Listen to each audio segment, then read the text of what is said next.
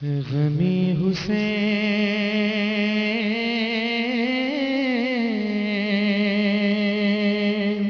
بسم اللہ الرحمن الرحیم۔ تمام تعریفیں اللہ کے لیے، درود اور سلام محمد اور آل محمد کے لیے۔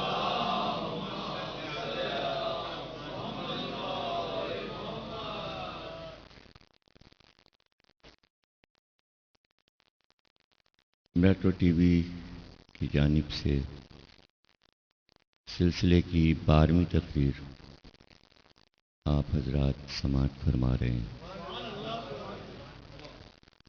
یہ مجلس بسلسلہ سویم امام حسین علیہ السلام ہر سال منعقد ہوتی ہے۔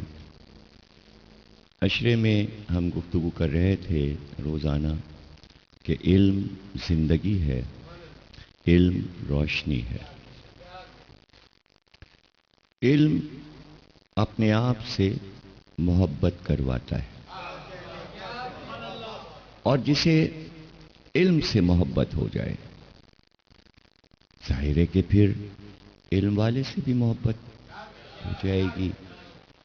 لیکن اگر کہیں آپ کو ایسا لگے کہ علم والے کو محبت نہیں مل رہی، تو کیا علم والے پہ اس کا الزام جائے گا،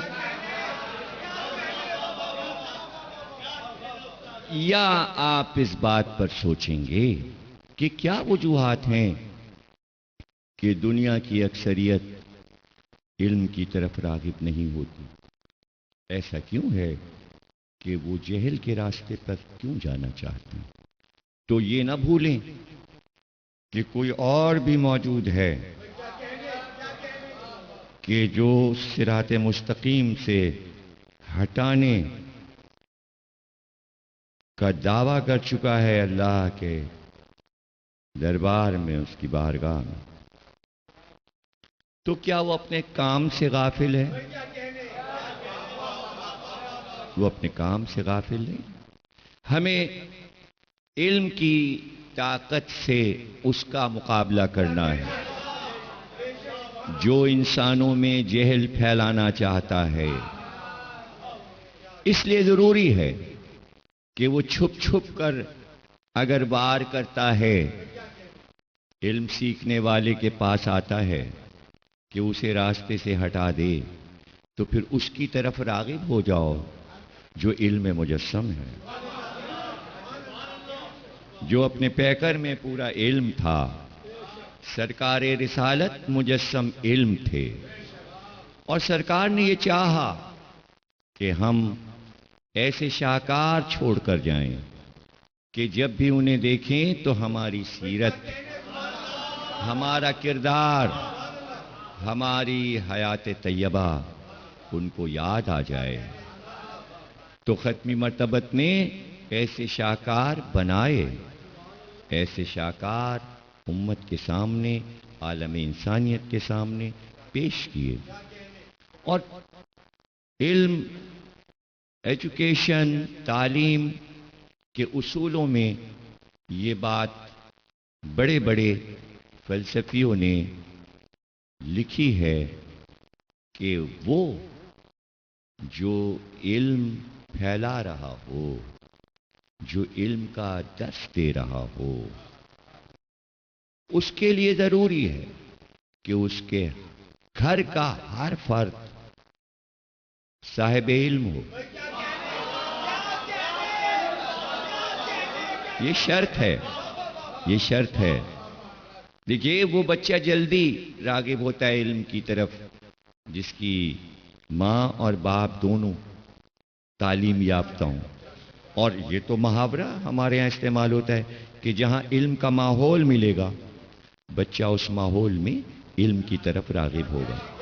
اسی لیے یونیورسٹیز، کالجز، اسکول آبادیوں سے دور بنائے جاتے ہیں تاکہ طالب علم جو بچپن سے علم سیکھ رہا ہے، اسے جوانی کی طرف جانا ہے اور اپنے علم کو شباب تک لے جانا ہے، تو وہ بازاروں میں نہ کھو جائے،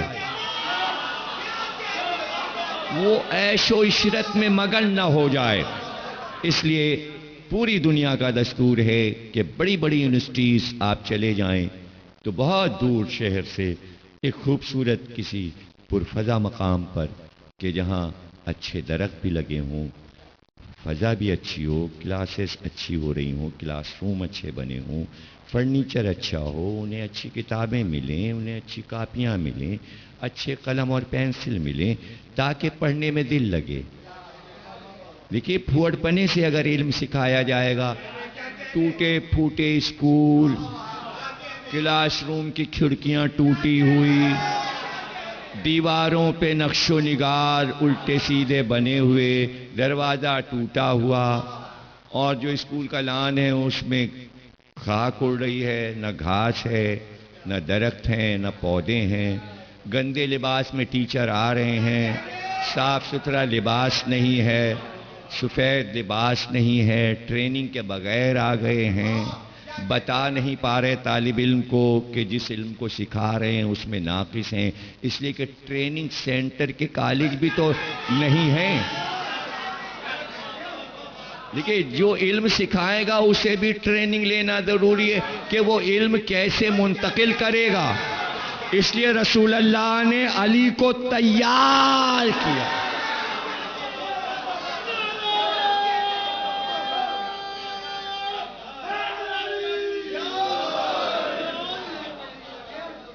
خواتین میں علم کو پھیلانا تھا، ظاہر سرکار نے کہا کہ عورت ہو یا مرد اس پہ واجب ہے کہ وہ علم حاصل کرے، تو ایسی بیٹی پالی کہ علم کی اس منزل پر ہے کہ جہاں فاطمہ آتی تو رسول تعظیم کو اٹھ جاتے۔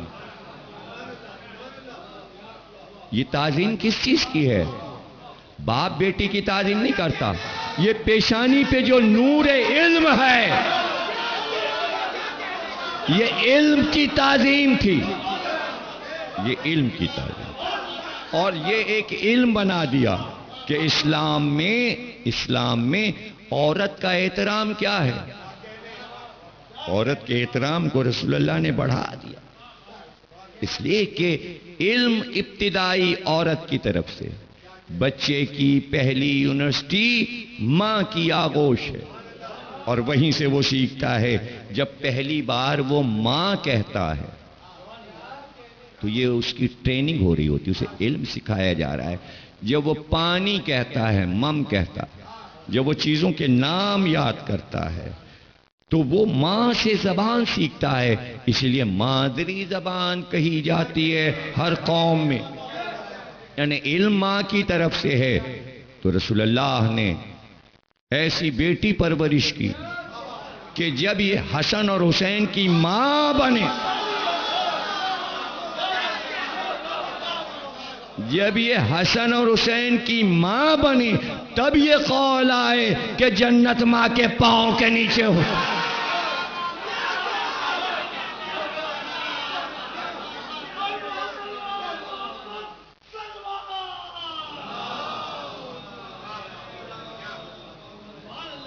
تو کیوں ضروری ہے کہ جو علم سکھائے اس کا گھرانہ بھی علم سے آراستہ ہو، وہ سب کے سب اپنے مقام پر عالم ہوں، اپنی جگہ پر عالم ہوں۔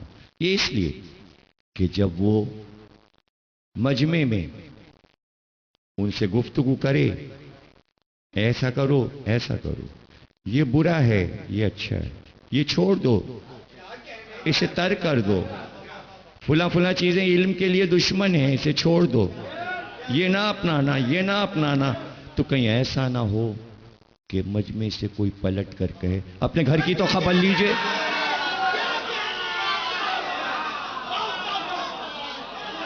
اپنے گھر کی تو خبر لیجئے۔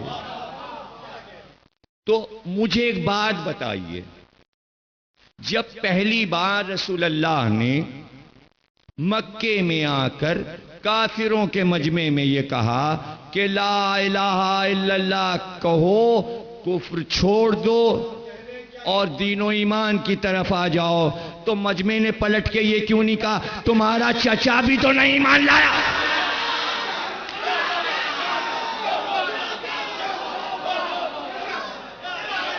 وہ ابو طالب کو تم نے کیوں نہیں کلمہ پڑھوایا؟ کسی کافر کا نہ کہنا یہ بتاتا ہے کہ کافروں کو یقین تھا کہ ابو طالب کافر نہیں ہے۔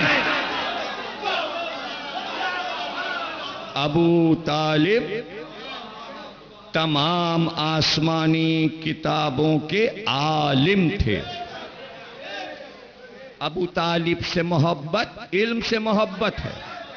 ابو طالب کو توریت، انجیل، زبور، حفظ، تمام انبیاء کے صحف، صحیفے ابو طالب کو یاد تھے۔ ابو طالب نثار، بہترین نثر نگار بھی تھے۔ جب خط لکھتے تھے بادشاہ روم کے پاس خط جاتا تھا تو کافی دیر تک خط پڑھ کر جھومتا تھا اس کی عبارت۔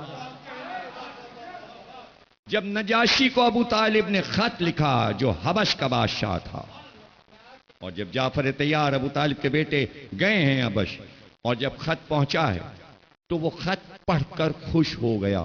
ابو طالب کی عبارت جس میں ابو طالب نے لکھا تھا کہ یہ کچھ ایماندار تمہاری طرف آ رہے ہیں جنہوں نے میرے بھتیجے کا دین قبول کیا ہے، امید ہے کہ تم ان کو پناہ دو گے۔ تو کیوں لکھا ابو طالب نے یہ؟ مسلمانوں کے لیے کہ ان کی مدد کرو۔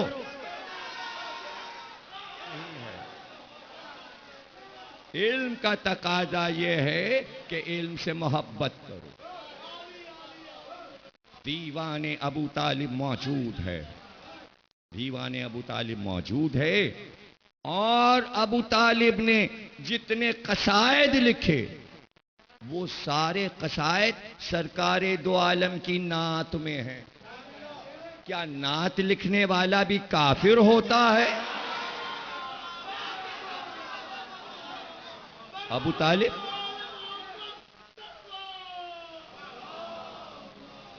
نعت نگاری کے بانی ہیں۔ جس کے شان کے شعر کہے، محمد تمہارا چہرہ دیکھ کر ابر آتا ہے اور جھمجھما کے پانی مکے کی زمین پہ برستا ہے۔ اے محمد تم پر وہی صحیفہ اترا ہے، وہی ملک آیا ہے جیسے موسیٰ پہ فرشتہ آیا تھا آسمانی خبر لے کر۔ وہی پہ یقین، کتاب پہ یقین، محمد کی نبوت پہ یقین، توحید پہ یقین، اللہ پہ یقین۔ کلمہ کسے کہتے ہیں؟ کلمہ کسے کہتے ہیں؟ یعنی کلمے میں جتنا علم ہے وہ سب ابو طالب نے دنیا کو عطا کیا۔ تو گویا سرکار دو عالم کا گھرانہ ایسا تھا کہ ایک بھی کافر نے سرکار کے گھر کے ایک فرد پر ایک لفظ اعتراض نہیں کیا۔ جناب خدیجہ کے احسان مند تھے، عرب والے ابو طالب کے احسان مند تھے۔ سرکار نے علم کے خزانے لٹا دیے، اور میں سمجھتا ہوں کسی بھی پیغمبر نے زندگی کے ہر پہلو پر اتنا نہیں کہا ہوگا جتنا سرکار دو عالم نے علم کی شکل میں۔ اسے ہم علم حدیث کہتے ہیں، علم حدیث کہتے ہیں، اور وہ علم حدیث آج موجود ہے مسلمانوں کے پاس حدیثوں کی کتاب کی صورت میں۔ لیکن ایسا نہیں کہ حدیثیں ہزاروں لاکھوں سرکار دے کر چلے جائیں، نہیں، کردار بھی بنائے، سیرتیں بنائیں، تاکہ جب حدیث پڑھنا تو ایسا نہ ہو کہ شک میں پڑ جاؤ اور حدیث پہ یقین نہ آئے تو مجسم حدیث حسن اور حسین کی شکل میں دیکھیں، حسن اور حسین کی شکل میں دیکھیں۔ سرکار منبر پہ تشریف فرمائیں، تمام مسلمانوں کے مورخین نے لکھا، اور حسین مسجد نبوی میں داخل ہوئے، 4-5 سال کی عمر، آتے میں دامن میں پیر الجھا، قبا میں دامن قبا میں پیر الجھا، اور سرکار خطبہ دے رہے ہیں ممبر پہ اور مجمع بیٹھا ہوا. نظر گئی حسین کی طرف، دیکھا گرنے والے ہیں، خطبے کو روکا، ممبر سے اترے، دوڑ کر گئے اور حسین کو گود میں اٹھا لیا اور گود میں لے کر ممبر پہ آ گئے، پاس بٹھا لیا اور خطبہ جاری. لوگوں نے بعد میں پوچھا کہ آپ نے خطبے کو موقوف کیا اور حسین کو اٹھا لیا، تو آپ نے فرمایا کہ میں جو کچھ بیان کر رہا تھا وہ حدیث تھی اور جو گر رہا تھا وہ قرآن تھا.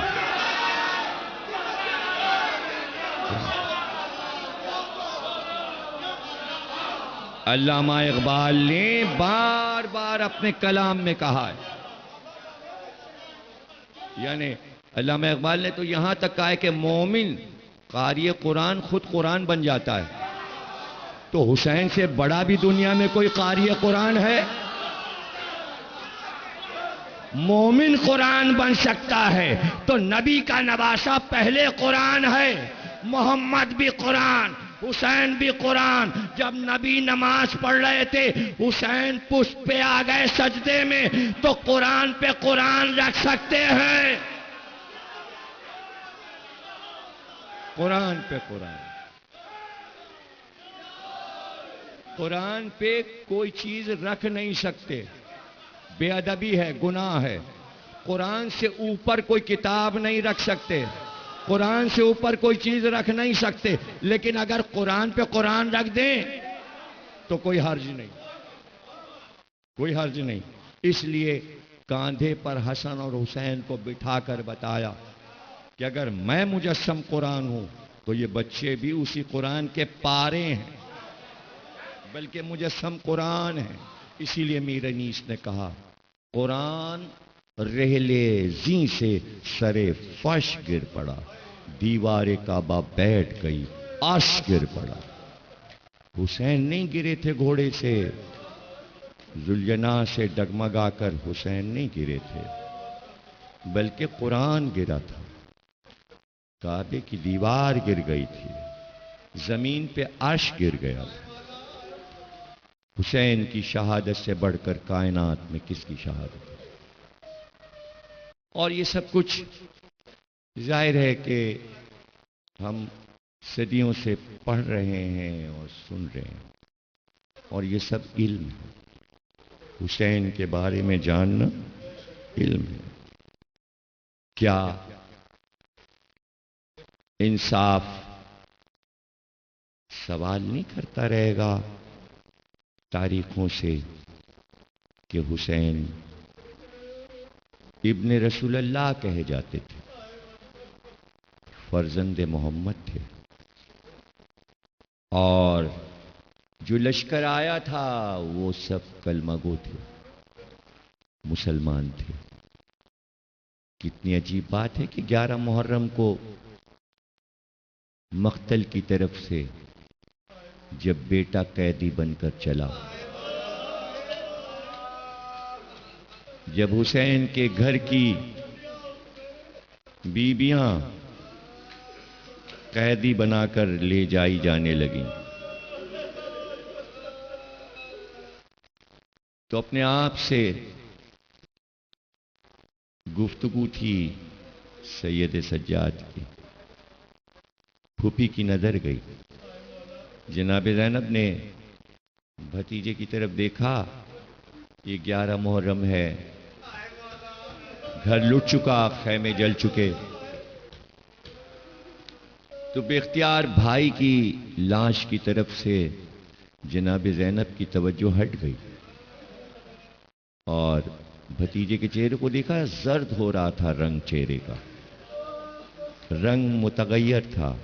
گھبرا گئی، کہا بیٹا اپنے آپ کو سنبھالو، اتنا چہرہ تمہارا متغیر کیوں ہو گیا؟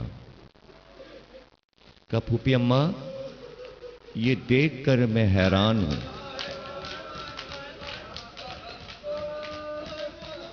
کہ لشکر یزید کے سرداروں نے اپنی کشتوں کو دفن کر دیا، اور میرے بابا کی لاش صحرا میں پڑی ہے. نبی کے نواسے کو دفن کرنے والا کوئی نہیں. اللہ اکبر. ہمارا سلام ہو جناب زینب کبریٰ علی کی بیٹی رسول اللہ کی نواسی پر کہ بے اختیار کا سید سجاد پریشان نہ ہو. میں تمہیں حدیث ام ایمن سناتی ہوں.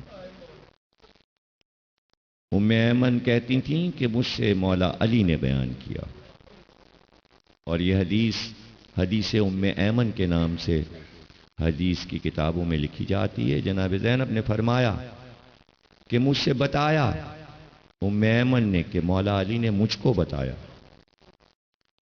کہ پورا واقعہ کربلا مولا علی نے سنایا کہ صحرا میں حسین کو 3 دن کا بھوکا پیاسا ذبح کر دیا جائے گا، اور تمام عزیز و اقارب اصحاب و انصار سب مار ڈالے جائیں گے. اور اس کے بعد آپ نے فرمایا کہ بغیر دفن کیے ہوئے لشکر یزید وہاں سے نکل جائے گا کربلا سے، لیکن حسین کی قبر بنے گی. حضرت علی نے ام ایمن سے فرمایا، جناب زینب فرما رہی کہ مولا علی نے کہا قبر بنے گی. اور اس کے بعد فرمایا کہ سید سجاد زینب گواہی دیتی ہے، اور یہ سچی خبر ہے. اور سچی خبر میں یہ بتایا گیا ہے کہ حسین کی قبر جب بنے گی تو قیامت تک یہاں ہزاروں زائر آتے رہیں گے، اور قبر پہ ایسی عمارت بنے گی کہ کسی قبر پہ ایسی عمارت نہیں بنے گی. یہاں مینار بلند ہوں گے، یہاں لوگ آئیں گے عقیدت سے سر جھکاتے ہو، زائرین آئیں گے. کتنی سچی خبر ہے جو مولا علی نے ام ایمن کو دی، اور وہ خبر جناب زینب نے جناب سید سجاد کو سنائی.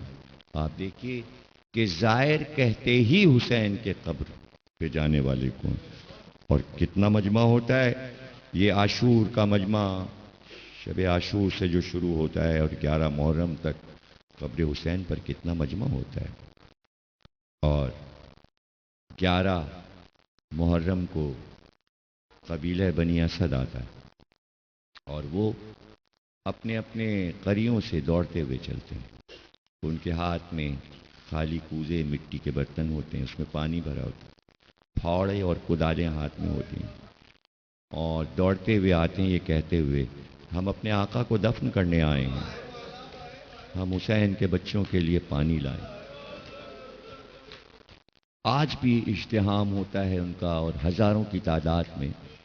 اور وہی زمین کربلا کے مالک ہیں قبیلہ بنی اسد والے، اس لیے کہ امام حسین نے زمین خرید کر ان کے نام لکھ دی تھی، ان کو ہبہ کر دیا تھا، بینامہ انہی کے نام لکھ دیا تھا. تو وہی متولی بھی کہلاتے ہیں زمین کربلا کے. یہ کون ہے بنی اسد؟ میں شروع کی تقریروں میں آپ کو بتا چکا کہ جب حسین کربلا آئے تو یہی قبیلہ جو وہاں آباد تھا حسین کی زیارت کرنے آیا تھا، اور اسی کو وصیت کی تھی امام حسین نے کہ ہماری قبریں بنا دینا، ہماری قبریں بنا دینا. تو چونکہ وصیت تھی، 11 محرم کو لشکر یزید میدان کربلا کو خالی کر گیا، اور حسین کے بچوں، بیٹے اور عورتوں کو قیدی بنا کے اونٹوں پہ بٹھا کے کوفے لے گئے. کربلا میں سناٹا ہو. اب نہ لشکر تھا، کہیں ٹوٹے ٹوٹے نیزے پڑے ہوئے تھے، کہیں ٹوٹی تلواریں پڑی ہوئی تھیں، اور اگر لاشیں پڑی تھیں تو صرف حسین اور حسین کے ساتھ ہیں. کہتے ہیں کہ ڈر کے مارے گاؤں کے لوگ نکل نہیں رہے تھے. ایسی لڑائی انہوں نے دیکھی تھی اپنے اپنے گاؤں سے، اپنی اپنی زمینوں سے، کہ ان پہ خوف طاری تھا کہ لشکر پھر نہ آ جائے. لیکن عورتیں کیا کرتی؟ انہیں تو پانی کی ضرورت تھی، وہ اپنے پانی کے برتن لے کر فرات پر پانی بھرنے گئیں، لیکن فرات تک گئیں نہیں، آدھے راستے سے واپس آ گئیں، اور واپس آ کر اپنے مردوں سے انہوں نے کہا کہ یہ چادریں تم اوڑھ لو اور گھر میں بیٹھو۔ پتہ ہے رسول اللہ کا بیٹا فاطمہ کا نور نظر بے گور و کفن صحرا میں پڑا، صحرا میں پڑا۔ ارے جاؤ، لشکر چلا گیا، کیا تمہیں وصیت نہیں کی تھی آقا حسین نے کہ قبر بنانا؟ ڈرتے ہوئے بنی اسد باہر نکلے، ساتھ میں وہ پھاوڑے اور کدالیں بھی لائے تاکہ قبریں کھودیں۔ قبریں کھودنا شروع کیں، لیکن جب دفن کرنے کا ارادہ کیا تو بنی اسد بہت پریشان ہوئے اور ایک دوسرے سے کہنے لگے کہ تمام لاشوں کے سر تو کاٹ کے لے گئے، ہم تو پہچانتے بھی نہیں کہ اس میں حسین کے بیٹے کی لاش کون سی ہے، حسین کے بھائیوں کی لاش کون سی ہے، بھانجوں اور بھتیجوں کی لاش، سر ہی تو پہچان ہوتا ہے۔ قبر بنا کے ہم کیا بتائیں گے کہ یہ قبر کس کی بنا؟ لاشوں کے درمیان بنی اسد حیران و پریشان کھڑے ہوئے کہ دور سے گرد اڑی، ایسا لگا کہ کوئی سوار آ رہا۔ چھپ گئے دوڑ کر کے، شاید پھر لشکر یزید کے کچھ لوگ واپس آ رہے ہیں۔ ڈر گئے، چھپ کر پھر انہوں نے دیکھا کہ ایک سوار، ایک نوجوان گھوڑے پہ سوار آیا اور لاشوں کے قریب اس نے گھوڑے کو روکا اور چاروں طرف اس نے لاشوں کو دیکھنا شروع کیا اور ایک ایک لاش سے لپٹ کے روتا۔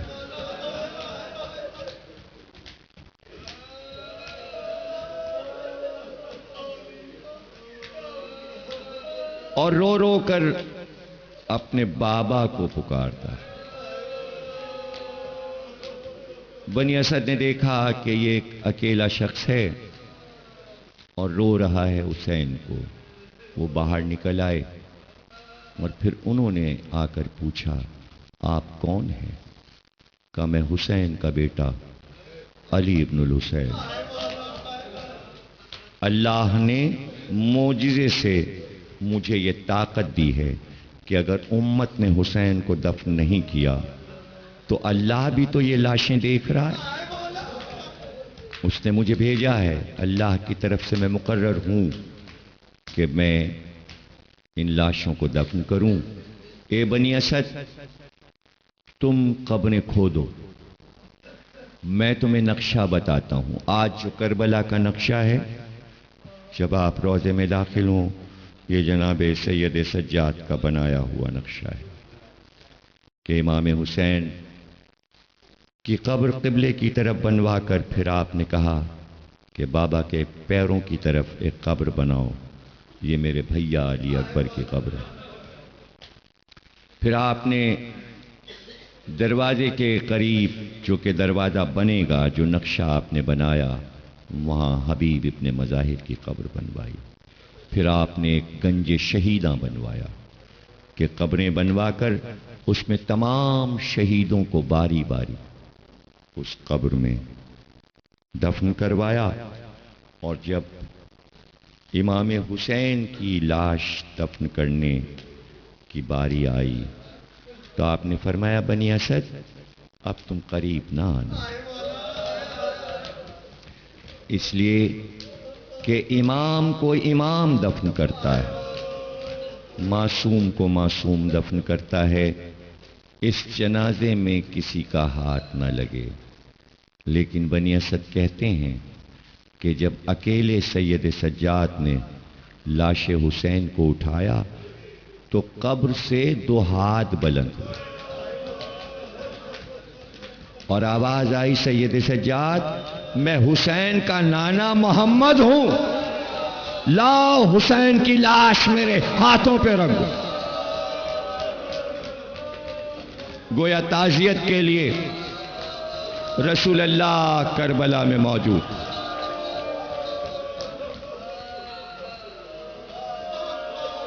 بنی اسد کہتے ہیں قبر بنا کر سید سجاد نے جب قبر پہ مٹی ڈال دی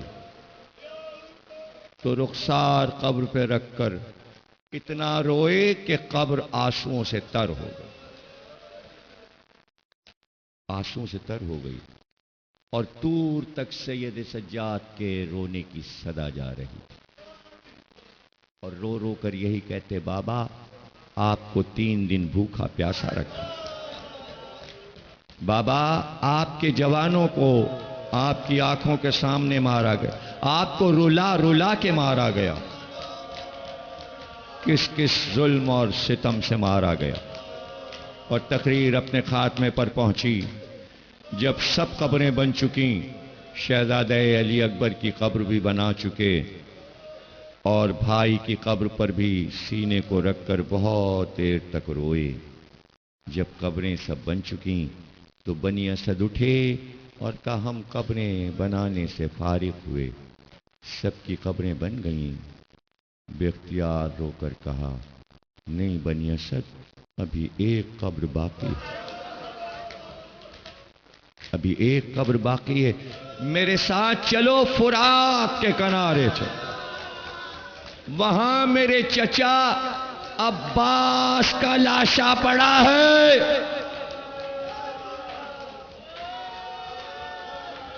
فرات کے کنارے عباس کی قبر بنی، اور آج بھی روضہ وہی فرات کے کنارے ہے۔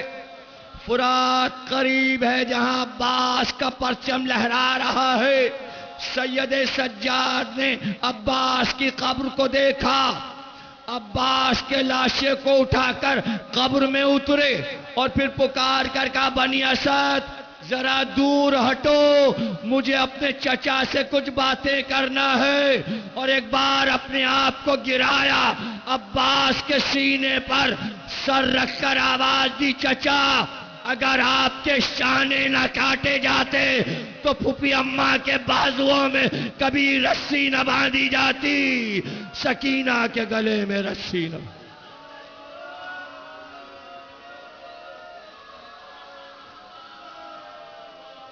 بار الہ اسے قبول فرما، کوئی نہ غم دے سوا غم حسین کے، پاکستان کی حفاظت فرما، پاکستان کی سرحدوں کی حفاظت فرما، ملک میں امن و امان قرار دے بحق محمد اور آل محمد۔ ہم میں جو بیمار ہیں انہیں شفا عطا، جو مر گئے ان کی روحوں کو بخش بحق محمد اور آل محمد۔